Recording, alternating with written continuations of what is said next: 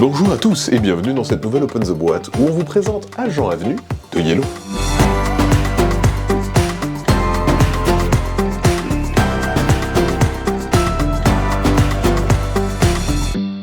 Agent Avenue, c'est un jeu de Christian et Laura Kudal, illustré par Fanny Pastor-Berly. C'est un jeu pour 2 joueurs à partir de 8 ans. Ça dure à peu près 15 minutes, mais on peut aussi jouer à 3 et à 4. À 4, il y a une variante un peu rigolote, on vous l'expliquera, mais c'est principalement un jeu de joueurs. Voyez-le comme un jeu de joueurs. C'est un jeu où on va essayer de rattraper l'autre en faisant une course-poursuite un petit peu à la « arrête-moi si tu peux ». Le premier qui rattrape l'autre a gagné. Donc, petite boîte, on va retrouver la règle du jeu qui vous explique le matériel, c'est important de pouvoir compter dans ce jeu, on a le déroulement d'une partie, et ensuite on a même les rappels, et on a une variante. Et je vais vous montrer que la variante permet de donner un peu plus de rejouabilité au titre, même si la version de base est déjà super bien. On a un plateau central qui est recto-verso. Donc cette face-là, c'est pour la version standard, et on a une face de l'autre côté qui va rajouter 4 petites icônes supplémentaires, je vous l'expliquerai juste après à quoi ça sert. Dans le reste de la boîte, on va retrouver 2 pions.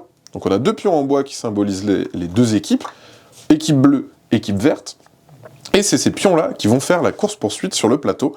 Ils vont avancer comme ceci, essayer de se fuir, essayer de rattraper l'autre. À tout moment, si un pion rattrape l'autre, c'est l'équipe de la couleur qui gagne la partie. On va retrouver un paquet de cartes avec des petits rappels qui vous montrent le mode de base et le mode avancé, donc ça c'est bien pour vos premières parties, après vous en aurez plus besoin parce que très vite vous allez comprendre comment fonctionne le jeu. Et ensuite le jeu va se jouer avec ce paquet de cartes. Comment ça marche? C'est très simple, vous aurez 4 cartes en main qui représentent des agents, et le petit twist c'est que vous allez devoir proposer à votre adversaire 2 cartes. Comment ça se passe? Admettons, Morgane, je te propose, tu veux ce saboteur qui va se faire reculer de 1 ou l'autre?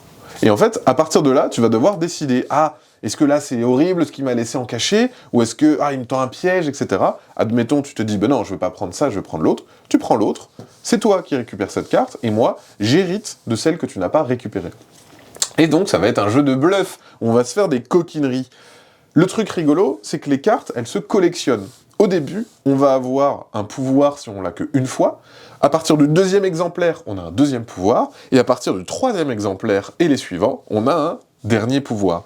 On voit par exemple ici, la première me fera reculer de 1, celle-ci toujours de 1, et là de 2. Ce qui peut être dangereux parce que si je recule sur mon adversaire, c'est comme s'il m'avait rattrapé. Et on a des cartes un peu spéciales. La cryptologue, si on en a 3, on gagne la partie tout de suite. Ce qui crée une tension pendant tout le jeu. On a exactement la même chose avec le risque tout. Lui, il fait pareil. Sauf que si vous en avez 3, vous perdez la partie. On voit qu'il y a aussi des cartes uniques qui font un pouvoir une seule fois, parce qu'il n'y en a que 1 dans le paquet. Et donc, toutes ces cartes-là, on voit que des fois, en collectionnant ces cartes, elles vont avoir un pouvoir plus puissant. On voit aussi que des cartes sont pas bien, puis deviennent super, puis redeviennent pas bien. Et on va devoir, comme ça, composer, bluffer, voir ce que l'autre a devant lui, pour essayer de lui proposer les cartes qui l'intéressent le moins et qui nous intéressent le plus.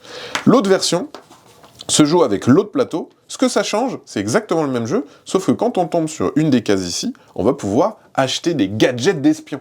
Ces gadgets d'espions vont vous donner un pouvoir soit permanent, soit un pouvoir immédiat que vous appliquez et ensuite vous défaussez. Et ces cartes-là vont vous donner un pouvoir qui vont chambouler la partie. Par exemple, ici, à chaque fois que vous tombez sur une case maison, vous avancez de 3 cases, ce qui fait que vous allez complètement jouer différemment. Vous allez vous dire, là, si je recule de 1, c'est super, je vais pouvoir retomber sur une maison et avancer de 3. Donc récupérer le saboteur qui me fait reculer de 1 va me faire finalement avancer de 2. Et voilà, et voilà. Vous avez compris le principe, ces cartes-là vont un peu chambouler vos parties, ajouter un peu de chaos, mais aussi un peu de rejouabilité sur les cartes. Et ça, c'est super quand vous avez un peu parcouru le jeu.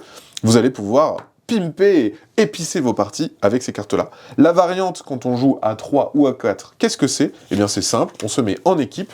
Un membre de votre équipe va proposer la visible, tandis que l'autre membre de votre équipe, sans se concerter, va se dire « je vais proposer celle-là en face cachée ». Donc il y a un truc un peu rigolo de chacun a une mission différente, on se met d'accord sur qui donne la visible et du coup qui donnera la cachée, et ça crée une petite saveur différente à Agent Avenue. Voilà, c'était une présentation de Agent Avenue, et bien sûr, c'est comme d'habitude, on vous fait des gros bisous, on vous dit à la prochaine et attrape-le si tu peux.